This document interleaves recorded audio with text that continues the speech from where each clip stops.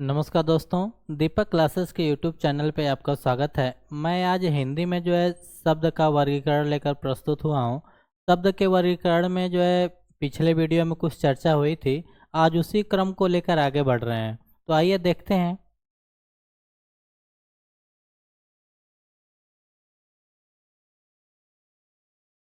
देखिए, रचना या बनावट के आधार पर शब्द हमको पढ़ने हैं, ठीक है ना। उत्पत्ति स्रोत के आधार पर हम लोग पिछले वीडियो में पढ़ चुके थे। आज हम रचना या बनावट के आधार पर पढ़ेंगे। देखिए, रचना या बनावट के आधार पर शब्द का वर्गीकरण, ठीक है। रचना या बनावट के आधार पर शब्द तीन प्रकार के होते हैं, ठीक है। रचना या बनावट के आधार पर शब्द का वर्गीकरण तीन प्रकार से किया गया है। पहला है रूढ़ शब्द। पहला क्या है? पहला रूढ़ शब्द है। देखिए, इसकी परिभाषा देख लेते हैं।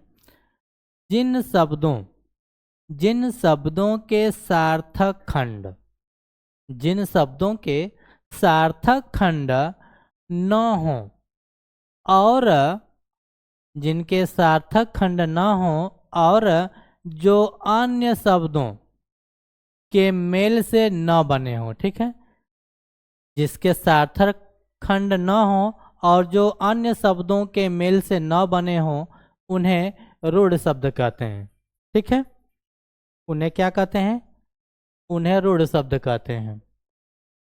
देखिए, इसे मौलिक या अयौगिक शब्द भी कहा जाता है, ठीक है ना। यानी रूढ़ शब्द का अन्य नाम है मौलिक या अयौगिक शब्द, ठीक है ना। इसको अन्य भी नाम से जाना जाता है। उदाहरण देख लेते हैं। देखिए, जैसे यहाँ पे एक शब्द लिखा गया है चावल, ठीक है। चावल, अगर इस चावल शब्द का अगर हम खंड करें, ठीक है, तो यहाँ पे आपको दिख रहा है चाव प्लस ल, ठीक है ना। यानी हम चावल शब्द का अगर खंड करेंगे तो यह होगा चा प्लस ल, ठीक है। यह उसका खंड होगा। अब देखिए, इसके जो खंड हुए हैं, जो दो खंड हुआ है, इसका कोई सार्थक अर्थ नहीं निकल रहा है। यानी चाव चाव का कुछ सार्थक खंड नहीं है, इसका भी कोई सार्थक नहीं निकल रहा है। अगर इस चावल को हम अगर ऐसे खंड कर दें, चा प्लस व और प्लस ल, ठीक है। यहाँ पे तीन खंडों में अगर हम उसको बांट दे रहे हैं तो भी इसके सार्थक खंड नहीं हो पा रहे हैं, ठीक है। चा का भी कोई सार्थक खंड नहीं हो रहा है, व का भी सार्थक खंड नहीं हो रहा है, ल का भी कोई सार्थक अर्थ नहीं निकल रहा है, ठीक है ना। तो इसलिए योग और रूढ़ वे होते हैं जिनका सार्थक अर्थ निकलता हो। देखिए, जैसे दीना, घर, मोहा, घोड़ा आदि, ठीक है ना। ये सब योग रूढ़ है, ठीक है ना। यानी इन शब्दों का अगर हम खंड करेंगे तो खंड सार्थक नहीं होगा, ठीक है ना। जैसे इसका खंड करेंगे तो दी और न, इसका भी सार्थक खंड नहीं हो पाएगा। घ प्लस र करेंगे तो भी इसका सार्थक खंड नहीं हो पाएगा, ठीक है ना। तो इसलिए ये योग रूढ़ है। इनके इन शब्दों को खंड करने पे इनका सार्थक अर्थ नहीं निकलता है, ठीक है ना। आइए आगे चलते हैं।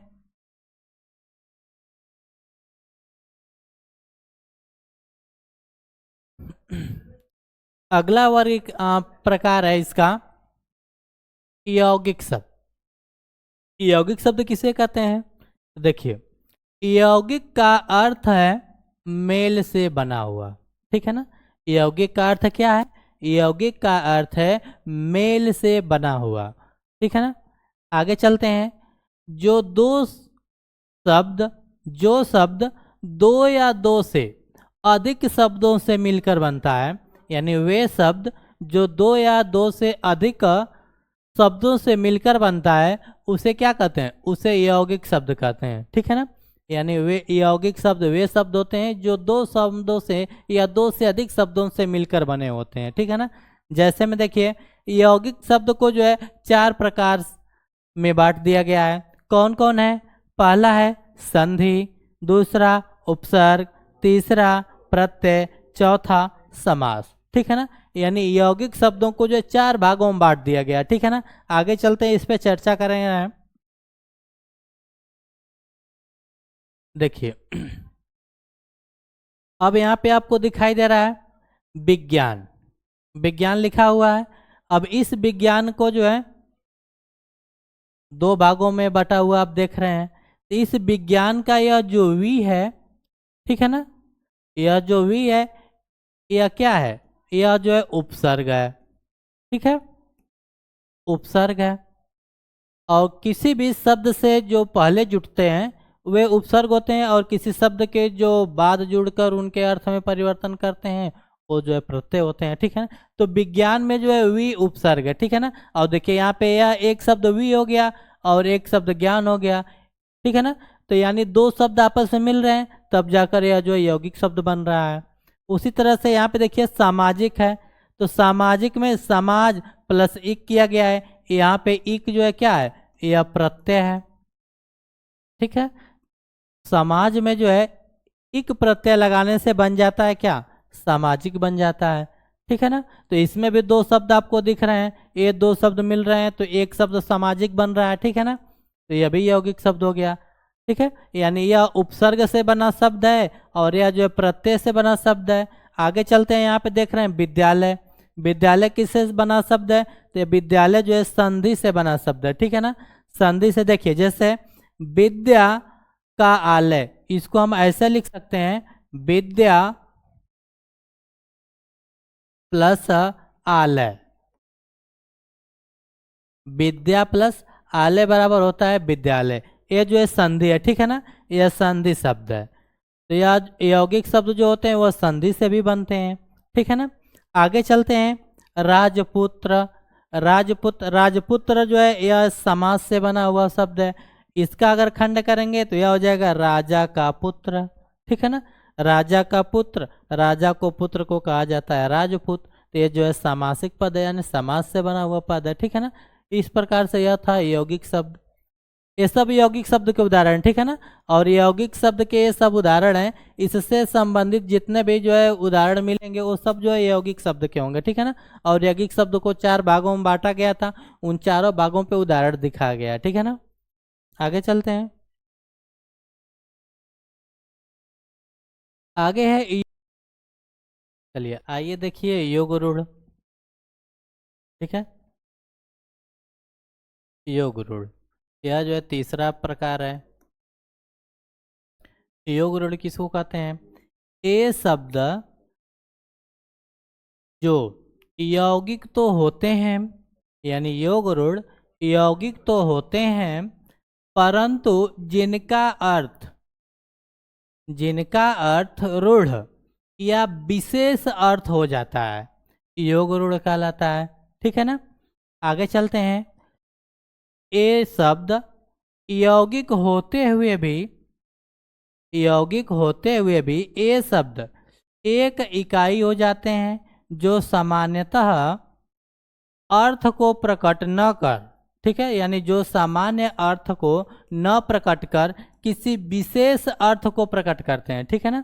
वे जो है योग रूढ़ कहलाते हैं। जैसे में देखिए पीताम्बरधारी, पीताम्बरधारी का सामान्य अर्थ क्या होगा, तो पीताम्बरधारी का सामान्य अर्थ होगा पीला वस्त्र धारण करने वाला, ठीक है ना। पीला वस्त्र धारण करने वाले को जो है पीताम्बरधारी कहा जाता है। और इसी का पीताम्बरधारी का ही जो है देखिए विशेष अर्थ देख लीजिए, ठीक है। तो पीताम्बरधारी जो है विशेष अर्थ में जाएंगे तो श्री कृष्ण के लिए जो है प्रयुक्त होता है, ठीक है ना। तो ये गुरु ऐसे शब्द होते हैं, एक जो है सामान्य अर्थ को प्रस्तुत करेगा तो एक जो है विशेष अर्थ को प्रस्तुत करेगा, ठीक है। आइए देखते हैं,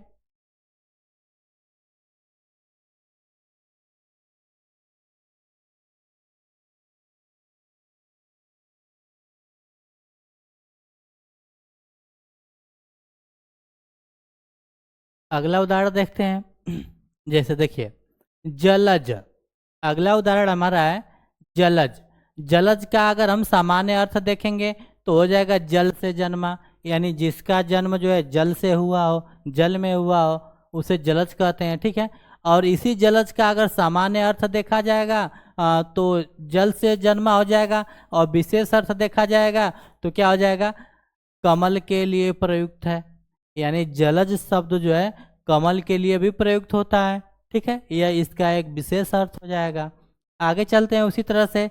देखिए लंबोदर है, इसका भी जो है इसी तरह से एक सामान्य अर्थ है, एक विशिष्ट अर्थ है। दशानन है, नीलकंठ है, गिरधारी है, ठीक है ना, इत्यादि। आगे देखिए एक विशेष लाइन लिखी गई है, बहुब्रीही। बहुब्रीही समास के सभी उदाहरण, बहुब्रीही समास के जो भी उदाहरण होते हैं वे सभी उदाहरण जो है योग रूढ़ के होते हैं, ठीक है ना, यानी योग रूढ़ के वे सभी उदाहरण हो जाएंगे जो बहुब्रीही समास के होंगे। ठीक है, आगे चलते हैं।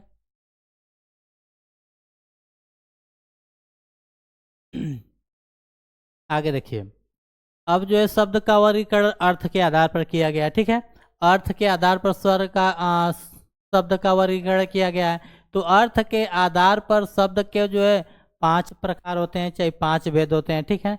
पहला है एकार्थी शब्द, एकार्थी को एकार्थक शब्द भी कहा जाता है, ठीक है ना। देखिए जिन शब्दों का केवल एक ही अर्थ होता है, जिन शब्दों का केवल एक ही अर्थ होता है उन्हें एकार्थी शब्द कहते हैं या एकार्थक शब्द कहते हैं, ठीक है ना।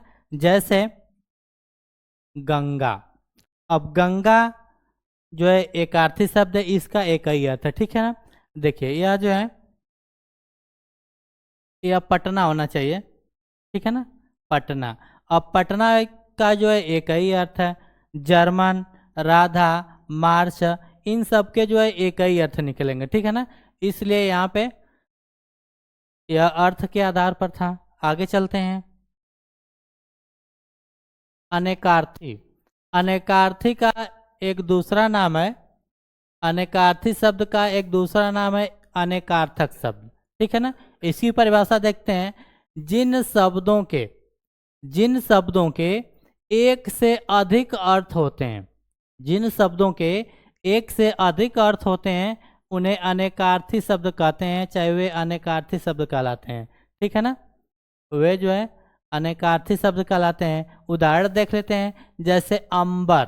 अब देखिए अंबर के जो है कई अर्थ हैं, ठीक है ना, अंबर के कई अर्थ हैं, कौन कौन है, तो अंबर मीन्स होता है आकाश, अंबर मीन्स होता है बादल, अंबर मीन्स होता है कपड़ा, अंबर मीन्स होता है कपास, ठीक है ना। इसलिए इस तरह से यहाँ पे देख रहे हैं तो एक शब्द के जो है अनेक अर्थ मिल रहे हैं, ठीक है ना, तो उसे अनेकार्थी शब्द कहते हैं, ठीक है। आगे चलते हैं।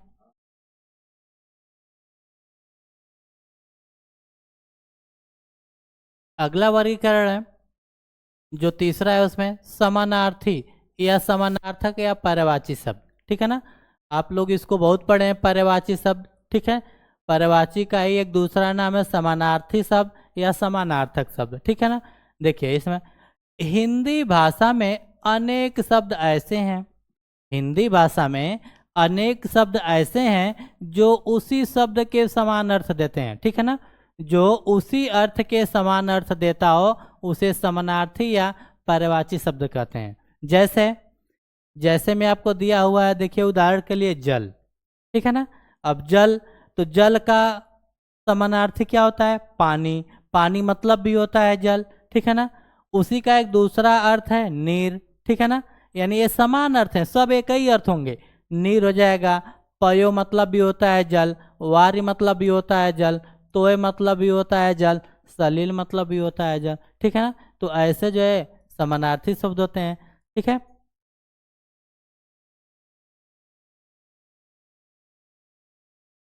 आगे देखते हैं विपरीतार्थी या विपरीतार्थक, विपरीतार्थी या विपरीतार्थक शब्द, ठीक है ना, उसी को विलोम शब्द भी कहा जाता है, ठीक है। विलोम का मतलब होता है उल्टा, ठीक है ना, यानी जो शब्द दिया रहेगा ठीक उसी का उल्टा शब्द बताना होता है, वही विपरीत होता है। देखिए जो शब्द अपने अर्थ के विपरीत अर्थ का बोध कराते हैं, ठीक है ना, जो शब्द अपने अर्थ के विपरीत अर्थ का बोध कराते हैं, ठीक है, उन्हें विपरीतार्थी या विलोम शब्द कहते हैं या कहलाते हैं, ठीक है ना। जैसे रात, रात का विपरीत क्या हो जाएगा, दिन, ठीक है ना, दिन का विपरीत क्या हो जाएगा, रात हो जाएगा। आकाश, आकाश का विपरीतार्थी पाताल हो जाएगा, ठीक है। लाभ का विलोम हानि हो जाएगा, माता का पिता हो जाएगा, ठीक है ना। तो ऐसे करके यह विपरीतार्थी शब्द हुए, यानी जो विपरीत अर्थ को प्रस्तुत करता है। आगे चलते हैं। तो अगला है समरूप भिन्नार्थक शब्द, ठीक है ना। समरूप भिन्नार्थक शब्द, ये शब्द ऐसे होते हैं जो देखने में समान होंगे, ठीक है ना, उच्चारण की दृष्टि से समान होते हैं। देखिए, जो शब्द उच्चारण में एक जैसी होती हैं, जो शब्द उच्चारण में एक जैसे होते हैं किंतु उनके अर्थ अलग अलग होते हैं। देखने में तो एक जैसे रहेंगे, बोलने में एक जैसे रहेंगे, लेकिन उसका अर्थ क्या होगा, अलग अलग होते हैं, उन्हें समरूप भिन्नार्थक शब्द कहते हैं। जैसे देखिए, जैसे है क्षति, और क्षति मतलब क्या होता है, क्षति मतलब होता है हानि,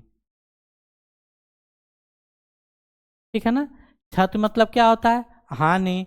और यहीं पे देखिए क्षिति, सेम इसी के जैसे उच्चारण इसका भी है, तो इसका मतलब होता है पृथ्वी। उसी तरह से अगला उदाहरण की बात की, ये दोनों एक जैसे उच्चारित होने वाले हैं। अगला उदाहरण देखिए, यहाँ पे दिया हुआ है जरा, तो जरा का मतलब होता है वृद्धावस्था, ठीक है ना। और देखिए ठीक सेम उच्चारण वाले जरा, और इस जरा का मतलब होता है तनिक, तनिक मतलब थोड़ा, ठीक है ना। तो ये जो है उच्चारण की दृष्टि से एक जैसे होंगे, लेकिन उनका अर्थ जो है अलग अलग होगा, ठीक है ना।